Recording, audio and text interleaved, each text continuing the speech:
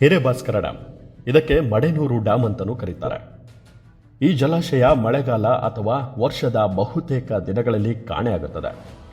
ಈಗಿನ ಇಂಜಿನಿಯರ್ಗಳಿಗಂತೂ ಸವಾಲನ್ನು ಎಸೆಯುವ ಈ ಜಲಾಶಯ ಶರಾವತಿಯ ಹಿನ್ನೀರಿನ ಒಡಲಿನಲ್ಲಿ ಅವಿತುಕೊಂಡಿದೆ. ನಿರ್ಮಾಣಗೊಂಡು ಅರ್ಧ ಶತಮಾನಗಳ ಕಾಲ ಲಿಂಗನಮಕ್ಕಿ ಜಲಾಶಯದಲ್ಲಿ ಮುಳುಗಿ ಹೋಗಿದೆ. ಕೆಲ ಸಮಯ ಲಿಂಗನಮಕ್ಕಿ ಜಲಾಶಯದಲ್ಲಿ ನೀರು ಕಡಿಮೆ ಆದಾಗ ಮಾತ್ರ ಇದರ ದರ್ಶನ ಸಿಗುತ್ತದೆ. ಆದರೆ ಈ ಡ್ಯಾಮನ್ನು ನೋಡುವುದು ಅಷ್ಟು ಸುಲಭವಲ್ಲ. ಅಲ್ಲಿಗೆ ಹೋಗಲು ನಿರ್ಬಂಧ ಕೂಡ ಇದೆ. ವಿಪರ್ಯಾಸ ಅಂದರೆ ಈ ಡ್ಯಾಮ್ ನಿರ್ಮಾಣಗೊಂಡು ಕೇವಲ 16 ವರ್ಷಗಳಲ್ಲಿ ತನ್ನ ಅಸ್ತಿತ್ವವನ್ನು ಕಳೆದುಕೊಂಡು ನೀರಿನಲ್ಲಿ ಮುಳುಗಿ ಹೋಯಿತು. 1939ರಲ್ಲಿ ಮೈಸೂರು ರಾಜರ ಕಾಲದಲ್ಲಿ ಆರಂಭವಾದ ಈ ಜಲಾಶಯದ ಕಾಮಗಾರಿ 1947ರಲ್ಲಿ ಪೂರ್ಣಗೊಂಡಿತ್ತು.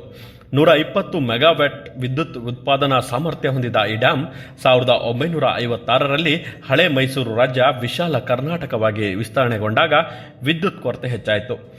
ಆ ಕೊರತೆಯನ್ನು ನೀಗಿಸಲು ಸರ್ಕಾರ ಲಿಂಗನಮಕ್ಕಿ ಜಲಾಶಯ ನಿರ್ಮಾಣ ಮಾಡಿತು.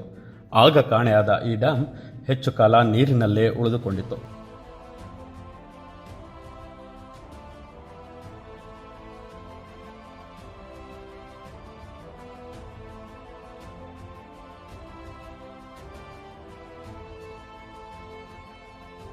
ಇನ್ನು ಬರಗಾಲ ಬಂದಾಗ ಮಾತ್ರ ಈ ಅದ್ಭುತ ಟೆಕ್ನಾಲಜಿ ಹೊರಬರುತ್ತದೆ.